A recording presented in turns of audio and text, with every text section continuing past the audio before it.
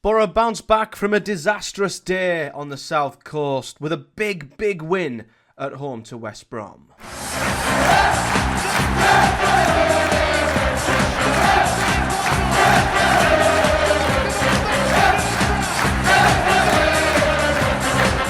Now, before I start this episode of Project Boro, I just want to send my condolences to the family and friends of the Pompey fan who sadly passed away prior to the game at the weekend. I, of course, was away this weekend, didn't see any of the Pompey game. I've only seen brief highlights and have a rough idea of what happened, but I was, shocked and saddened to hear that prior to kick-off, a fan in the home end had sadly taken ill, unfortunately lost his life, and it was just, heartbreaking to hear that someone went to a football match and never made it home afterwards, which should never ever happen to anybody. So just wanted to put that at the start of the video before we get in to the football. Now, of course, as I mentioned, I didn't see the Portsmouth game, so I can't really make a full judgment on it, as I was away this weekend. Only just got back for the West Brom game, albeit it was too late for me to actually attend the game, so I've had to watch that from the comfort of my own home tonight. But what I could see, what I could gauge, what I was told from social media and the highlights is that this was a giant win for Boro against West Brom, because the performance against Portsmouth at the weekend sounded like and seemed like one of, if not the worst performance that we've had under Michael Carrick for a long time. It sounded like it was more of the same that we've seen from Boro, although it was arguably even worse. We put ourselves in a winning position with a goal from that Ilaf in a first half that didn't sound all that great one way or the other, but Boro happened to find themselves in front. But the second half, I've heard, is and was probably the worst half of football under Michael Carrick, where Pompey turned the game into a scrap, into a fight, and all of Boro's weaknesses were exposed. And we've seen this many times with this Boro side. They're a nice luxury flair side who look good on the eye, but they're a team with a soft centre, a team who can wilt, a team who can fold, and when the game gets tough and it's made into a real fight, they fold like a deck chair. And that's what apparently happened in the second half, with Pompey turning the game around, scoring 2 goals, 2 absolutely extremely poor goals from Boro from a defensive point of view. They were just absolutely awful, and the performance sounded like it was just as bad. And the tide seemed to be really turning on Michael Carrick after that performance. Again, the same old issues we've seen. Boro putting themselves in a great position, but a lack of game management, seeing a game out, being very naive and very poor defensively. All the issues we've spoke about endlessly were just amplified tenfold in that second half. And we went into this game outside the playoffs in desperate need of a result one way or the other. But what was the best thing about not only this result against West Brom was the fact that we got the result, but there were also some promising things within the performance, within the substitutions, within what Carrick was doing in that second half. Characteristics that this Boro side simply needs to show more often, and had we done, we'd be much better off than where we are currently. But it was a good win, a solid win, a win with a clean sheet. We'll get into it all, but it was a big win for Boro and a big performance too. Now, the lineup was a pretty good one, and I'll be honest, as soon as I saw the lineup, I instantly thought we're going to win tonight, because it looked like a very strong starting 11 from Boro, and maybe the best we've been able to field for a long time. Mobbers completely butchered some of the positions up, but Glover was in goal, as he always is recently, and some very interesting quotes from Carrick in the build-up to this match around the fact that Glover is in there on merit, even though Dieng's back fit. Dieng is not being dropped straight back into the starting 11. It just feeds in more to the narrative that all is not well with Dieng at Boro, and the loan rumours around Mark Travers from Bournemouth are only making that even more prevalent. So, don't know what's going on there, but Tom Glover kept his place, and I think our best back four was sort of back together. I saw a thread on Twitter earlier this week, and it was around how little and how rare it is that Boro have been able to field the same back four consistently, and how that could be a real problem. And I think it's a very good point. You know, Boro's back four have switched and been swapped around so often this season, I don't think we've played the same back four consistently for 3 or 4 games running, but this looked like our most settled back four. Neto Borges at left back, of course.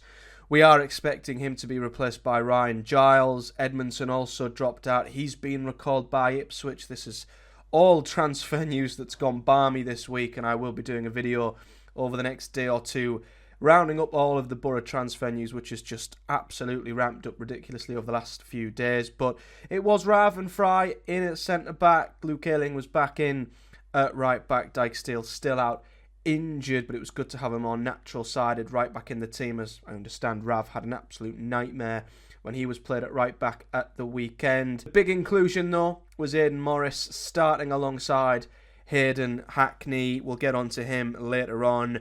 Ben Doak was on the right with Azaz in the middle with Bergzorg on the left, of course. Riley McGree injured once again, getting a little bit frustrated with Riley McGree's lack of availability this season, and Bergzorg has just absolutely taken that shirt, and he started once again with Emmanuel Latilath up front. Now, the first half I thought was pretty good from Boro. I thought once we got going, we looked the much better of the sides, and we just looked so much better balanced, and it all come from having a very settled back four, but mostly the inclusion of Aidan Morris. I just cannot comprehend or put into words how one player can transform the entire balance of a football team, and having him back alongside Hayden Hackney made such a difference, because he would drop deep in between the centre-backs, he'd receive the ball in tight areas.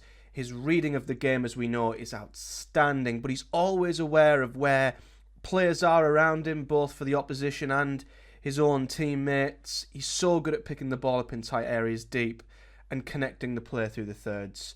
You know, in possession, he makes such a difference, just connecting Boro from defence into midfield. He'll pick the ball up, he'll play it into Hackney, he'll then play it to Azaz, and we can play through the thirds so quickly. And I just thought, both in possession, the difference he made in that midfield was huge, and he just brings out the absolute best in Hayden Hackney, who has went through a torrid run of form this season, but was like a different player without both the armband, which I think's a very big point to make. He was free without that pressure, but also he can much more comfortably express himself and attack and go forward, knowing he's got Aidan Morris behind him to protect him. And he brings out the best in Hackney, but then defensively as well, he's so good at reading the game, winning the ball back, regaining possession, protecting the back four. I just cannot tell you how important of a player Aidan Morris is and how much we've missed him. And tonight, the balance of the side was just so much better with him in it, and it allowed Boro to attack with a lot more fluidity.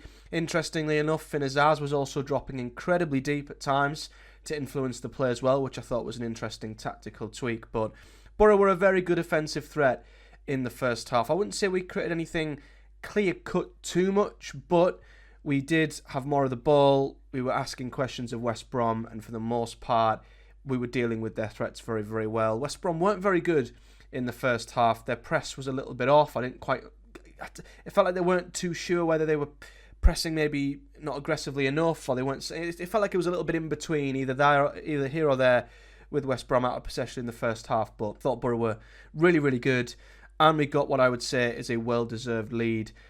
Half an hour in, there wasn't many chances for either side. I think West Brom had a good chance at the back post on the right-hand side with a cross ball that caused Boro issues, and that was West Brom's main avenue of attack, really. And I would say they got a lot of joy from putting balls into the box and trying to target Boro at the back post, and quite often they had bodies free at the back post that Boro got away with at times. But other than that, not many chances in the game. Boro had a few good balls into the box. Latilath couldn't quite connect with a couple of opportunities that he was given, but Hayden Hackney absolutely walloped one into the back of the net from 25-30 yards out half an hour in. And again, it just goes to show the freedom that he can have when he knows he's got a midfielder behind him who's going to protect and do the hard work. Because, first of all, Neto Borges needs credit. He wins the ball back. He wins a duel on the left-hand side, outmuscles the winger, charges forward, cuts back inside, plays it to Hackney, who's in loads of space, and it's just refreshing to see him take a shot, take a chance from outside the box, and it's an absolutely beautiful finish. Bounce just before the goalkeeper into the bottom corner, an absolute rocket from Hayden Hackney, and it puts us 1-0 up on the half hour. And to be fair, Boro continued to dominate until the final 5 minutes of the first half. I would say that's when West Brom really started to get into their rhythm. They put some really good balls into the box, some long throws, and really tested Boro's resolve in that final couple of minutes of the first half. And Boro got through it and then had to get through a very tough spell in the second half, and this was where you start to question Boro big time at the start of the second half, because I think a stat that had popped up after the Pompey game was that we've thrown away, I think, 16 points from winning positions this season, and we all know that this Boro team, and one of its biggest weaknesses, is managing games, holding on to leads, being savvy, being maybe a little bit shithousery at times, and just doing what is required to see games out. And the lack of a spine, the lack of a backbone has definitely hindered Boro at times in these exact positions. And my word, we were under it in that second half. The first 15 minutes up until the hour, it was just attack versus defence. West Brom came out a different side, much more intense with their play. They were playing it around much quicker, getting it out wide, asking a lot more questions of Boro's defence. But in a time where, in many occasions this season, Boro's defence may have wilted, may have creaked, may have cracked, they didn't. They held up to it very, very well. We sat back in a bit of a low block. We sat deep, protected our box, and weathered the storm for that first 15 minutes of the second half. And it was a crucial spell because, honestly, if West Brom equalise in that spell, they could go on and win the game. And the pendulum has swung, the momentum's with them, and we see the same game we've seen time and time again with Boro this season, where we throw away points and throw away leads, and we end up just going home with more frustration, another drop point at home, another poor result, and I dread to think where the Boro fans might have been with Carrick in the side after recent results. But crucially, as I say, we got through it, we defended well. They had one big chance, one header that Glover sort of tipped onto the post, but other than that, Boro really limited West Brom from anything clear-cut. And then, once the storm was weathered, the game became more of an even game once again, and we finally put the game to bed on the 83rd minute. Again, weren't many big chances second half. I wouldn't say Boro created, massive opportunities. The XG wasn't that high. We weren't putting their goalkeeper massively under pressure all that much, but when the chances came, we took them. It come from a break down the left-hand side. Latilath breaks, uses his pace, carries the ball, lays it off to Ben Doak, who hadn't had the best game up until this point. He was sort of in and out, hit and miss, but he cuts back into his left foot, and wow, he bends one right into the top bin, and the pressure is relieved. Boro get that second goal. The second goal that eluded them at Pompey. You could say it's eluded them many times this season, because you just never know when a game's safe with this Boro team, but once that second goal went in, the relief was there to see, and we saw it out after that. And there were a few really, really interesting tweaks that Carrick made in that second half that I thought were really promising. Now, don't get me wrong, I still felt like he made his substitutes way too late, and it looked like there were a couple of players out there that were gassing a little bit and were struggling, and I just worried that, again, he was leaving it too late to make changes. West Brom made 3 just after the hour, or 2 just after the hour, and 1 a little bit close to the 80th minute. Boro waited until the 82nd minute to make their first sub, and you always worry with Boro that could be an issue. But what Carrick did do at times in this game I thought was really, really interesting. So, second half, he takes off Finn Azaz, but he brings on Dan Barlasser, and we have a midfield 3.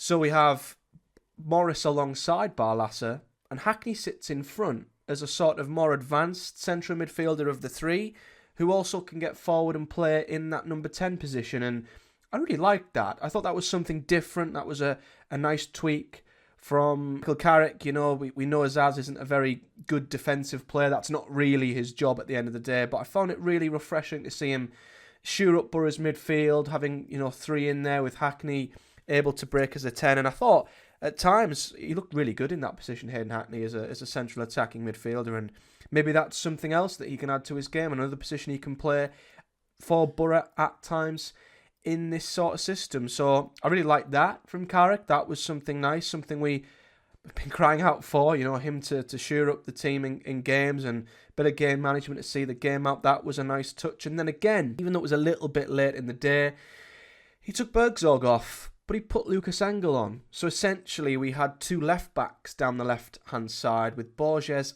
and Engel sitting in front of him. And I thought that was another refreshing tactical tweak from Michael Carrick. Again, it came in the 90th minute, so the game was already done by then and it was a bit late in the day. But it's something we could maybe look to do in the future. If we're coming under pressure in games, we know how much Boro's left backs can get targeted. So I really liked seeing him put another left back in front of Neto Borges just to protect him and have both Engel and Borges to sort of double up on that left-hand side and prevent the likes of Tom Fellows or whoever was on that right-hand side causing us a threat. I think that's something that we can definitely do to shore up games in the future instead of just leaving our fullbacks continually exposed, which has undone us so many times. So I really like that from Carrick, and I thought it was a few notable substitutions and tweaks that he made there. But running through the team and a couple of interesting performances. I won't run through every one, but I thought the fullbacks were better today. I thought Neto Borges had a pretty good game, to be honest with you. He got an assist. I thought there were times where he did lose out to Tom Fellows, but we are looking at probably the most creative winger in the whole championship, so it was always going to be a tough game for him. But I thought he did well. He won a few good duels. He set up the goal for Hackney. I think we're all expecting him to be replaced by Ryan Giles when that seems to inevitably happen. Carrick's right behind the deal to bring back Ryan Giles, so Borges might, and his short-term future might not be in the Boro starting 11 for much longer, but I thought Borges did pretty well today. I thought the centre-backs defended the box really well. There were a couple of really tough throw-ins and crosses where West Brom may have won first contact, and Fry and Rav, dipped in there at the last second to make a tackle or an interception and cleared the lines at times. And it was just better having Luke Ayling on the right-hand side as well. There was a few times where he tried to, play the ball in a few dangerous areas, but I think just having a more solid defensive right back there really helped. He put some good balls into the box at times as well, it has to be said, and there were times in the second half where he slowed the game down. The ball got the player, he'd tell the ball boy to slow down, let's just waste a few seconds. It's that little bit of, as we've mentioned, tactical nous, the dirty side of the game. It just helps tick the clock along and manage the game and see it out. Little things like that this Boro team don't do enough, and I thought Ayling did that quite well in the second half. I mentioned Aidan Morris. I could wax lyrical about him. He was absolutely brilliant. For him to not play in however many months and drop in and play 90 minutes like he did, he was brilliant. Aidan Morris, absolutely outstanding, and I just, again, can't compliment how much of a difference he makes to Boro's team. And I'm hoping now that he's back alongside Hayden Hackney, the overall trend and trajectory of this Boro team will hopefully change to a more positive one. With him back in the side, he just brings the best out of Hayden Hackney and helps protect the defence so much. So absolutely delighted to see him back in there. Attacking wise, I didn't think all the attackers had the best of games. Doak was in and out and probably had a bit of a poor game, to be honest, until he scored. He had a tough time on that left-hand side. West Brom didn't make it easy for him. A couple of times he held on to the ball too much, tried to do too much. Wasn't in the game all that much, but got a great goal in the end. Azaz was in and out. He had a few decent attempts on goal, tried to thread a few balls at times that the defence, did really well with West Brom. So Azaz was in and out, but it was a better performance from him, I guess, relative to where he's been lately, because Azaz's performances have just absolutely fallen off a cliff of late. And Bergzorg did well too. He continues to be a really good outlet and threat on the left-hand side, and I think with McGree's unavailability, he's made that position his own, quite honestly. And I thought Lath was pretty good up front as well. Got himself an assist, was a nuisance up top, running in behind, causing them problems as always. Really don't know what's happening with Lath. Every time I think it's his last game, he suddenly starts the next one, and the talk around Atlanta has died down a bit, weirdly, so that's one to watch out for. I do hope we can hold on to him. I really, really do. But yeah, a better performance across the board from Boro. But that leads me on to just a little halt on the brakes, because what Boro have done tonight is we've finally capitalised on playoff rivals dropping points, which is huge.